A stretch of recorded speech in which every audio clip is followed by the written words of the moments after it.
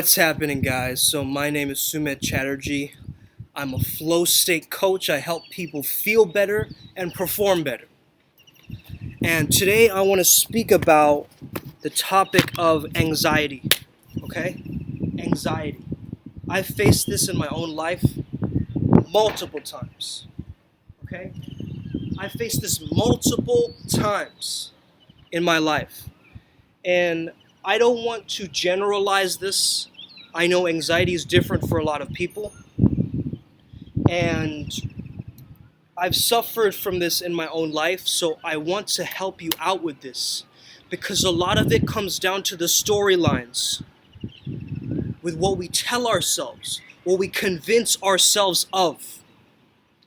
Are you convincing yourself that you're anxious?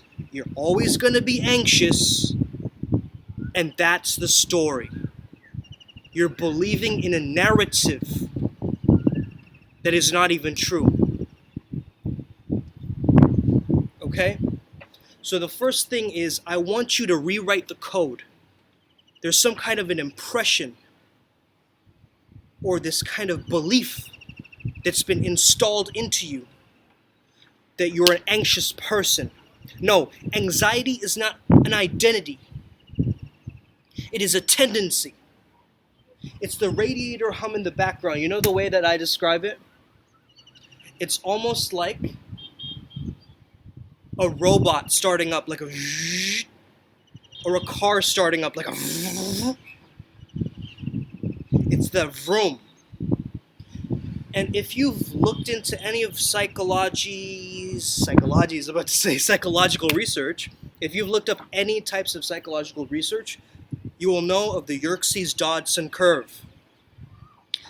Now, the Yerkes-Dodson bell curve states that we need a little bit of an excitement, an arousal, some anxiety, some stress to get us actually moving in the right direction. So what is anxiety? Sometimes it's that focus. Sometimes it's that risk. And risk is a flow trigger. Okay? So ultimately, I want you to realize a little bit of anxiety is good. Too much of it can have the adverse effect. So the bell curve is like the top of the peak. It's like, the right amount of anxiety that gets you going, that lights that fire underneath you. That's like, yeah, baby, I'm ready. I'm ready to take on the world. I'm ready to take on the universe. I'm ready. Bring it to me. Bring it to me, okay? But then there's this other anxiety that's debilitating, that you feel like is holding you back. It's constricting you. It's restraining you. It's pulling you in an opposite direction. So, for that kind of anxiety, I would say to bring yourself back into the present moment again. Presence, mindfulness, paying attention to all of your senses. If you're having an anxiety attack, realize it's not an attack, it's a wake-up call. It's not an attack, it's a wake-up call. How do you rewrite the code? You tell yourself, my body's trying to tell me something. It's trying to protect me from something. What is it trying to protect me from? What is it trying to preserve? What does it say about my ego? Does it need gratification? Does it need preservation? Okay? So, this idea of anxiety, how I reframed it. I think of anxiety almost like a kind of readiness, a preparedness, a fire starting. Do this with me, okay? Imagine the worst version of you shrinking on this hand, the best version of you growing on this hand. Once this version has disappeared, bring your hands together and rub them together. Keep rubbing them. Keep rubbing them. This is a fire starting. I call this the fire starter, okay? I got this from one of my coaches, Jose Deville. If you're watching, brother, you know it. And then just tap it all over you. Tapping. In Qigong, we call it tapping. Get some blood flow there. Some nitric oxide, the flow state. You know, if you know the flow cycle, you know about the release phase. That's that alpha waves, that nitric oxide. So the more blood flow you give the body, the more you'll be in that flow state. If you're not giving yourself that release, that letting go, that surrender, that ability to just, I'm ready.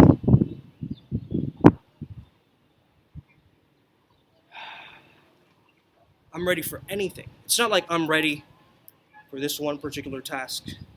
It's that resilience, okay?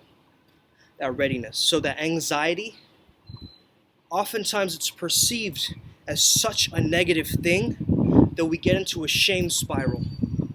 We get into a frustrating shame spiral. We're like, man, I'm anxious. And then I get anxious about being anxious. And I get stressed about being anxious. More cortisol.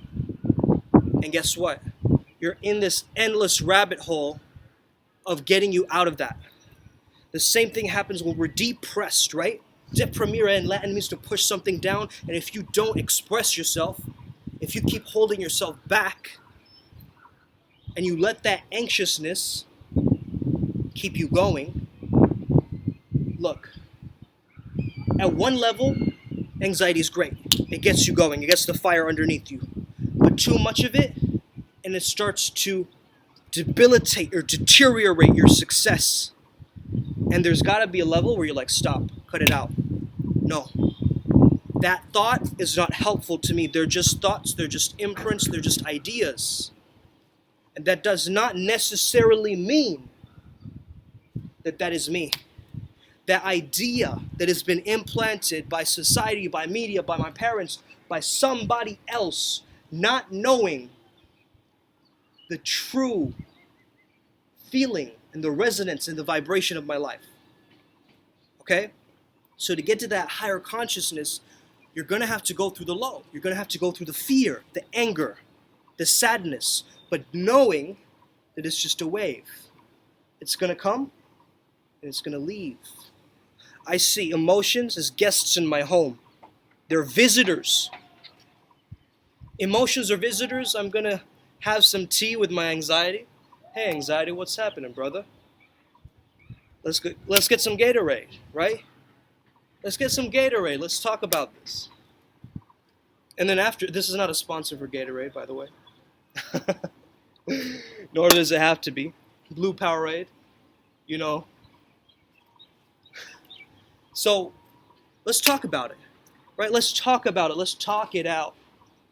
Let's talk it out. Let's walk it out, okay? Talk it out with your anxiety. Imagine it's like a character. Your inner critic, the monkey mind in your head, imagine it as a character. How does it appear? How does it walk? How does it talk? How does it sound like? What does it seem like? What are its kryptonite? What are its weaknesses?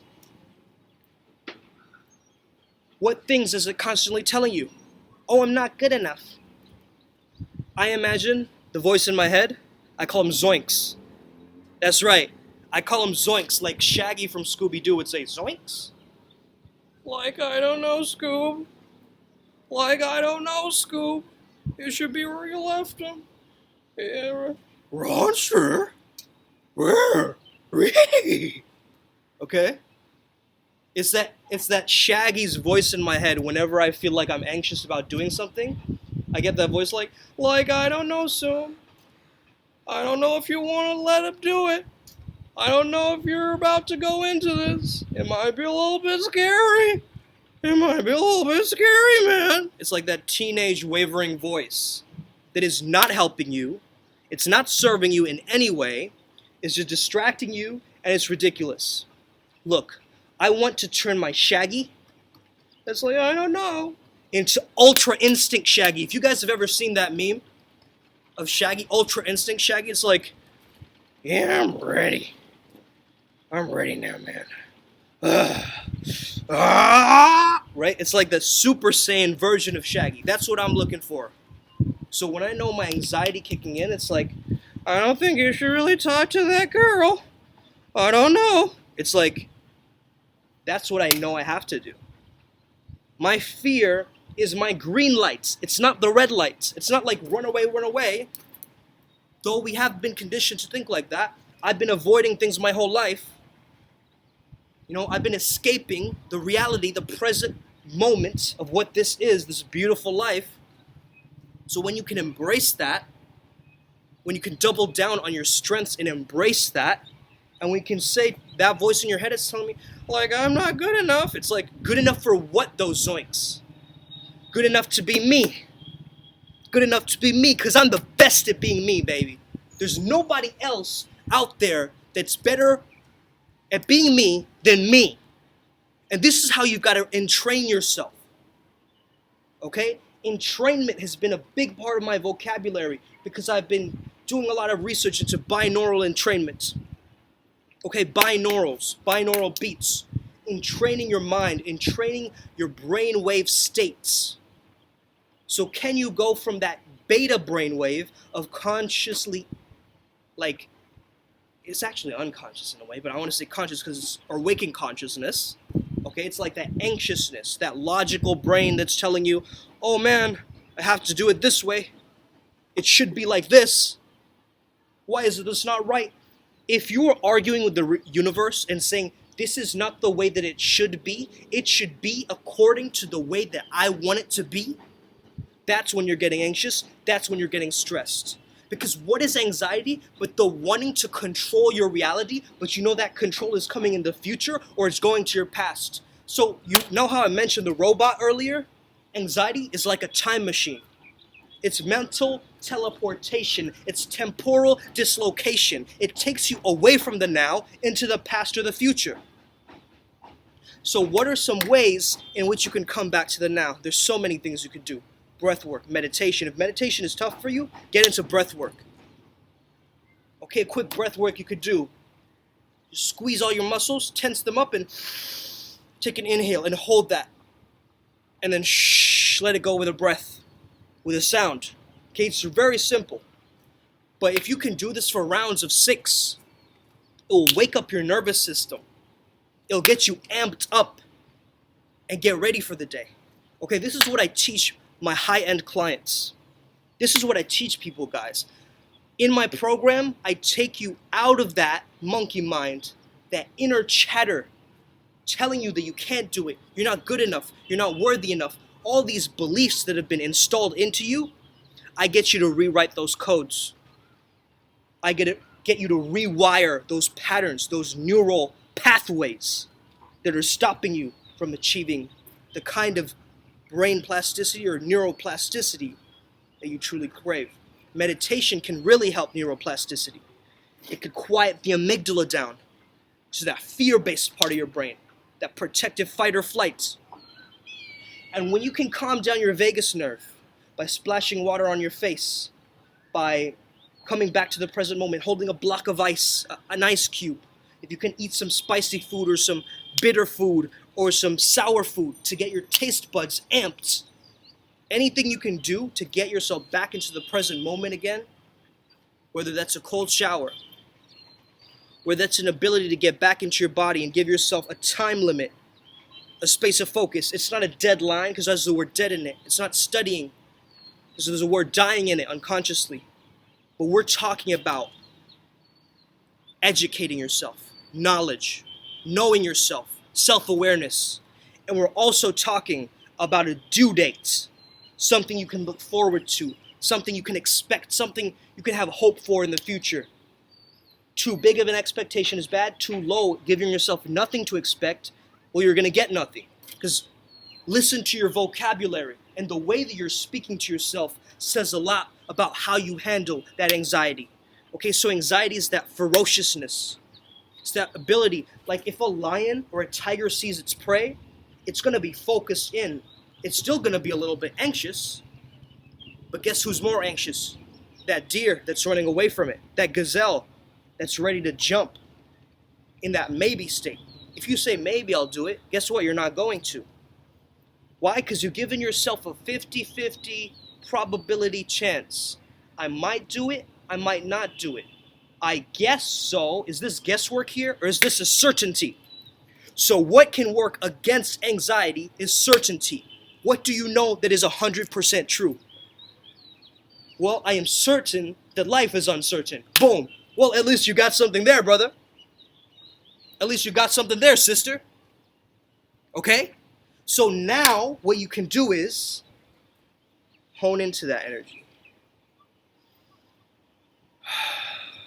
See what it feels like. What is your body saying? How is it speaking to you? How are you speaking to yourself? And when you can embrace that part of you and embodying that gratitude for the next day, anxiety is a piece of cake. It's like a little flea. Okay? So if you want to tackle on your mindset, if you want to get to that calm confidence, I know the world is in a crazy place right now, and a lot of crazy things are happening, this pandemic and everything like that. But if you can truly focus on what you can control and not on what you can't, this will seem like the best thing that you've ever done for yourself. And if you need any help with this, shoot me a message, Flozone Academy on Instagram. Send me an email, flozoneacademy@gmail. All right? The details are down below. If you want to get on a flow awakening call, a flow state activation call with me, let's make it happen. Let's make it happen. I want to help you guys as much as I can to help you guys out. All right? Have an amazing day. May the flow be with you and stay legendary.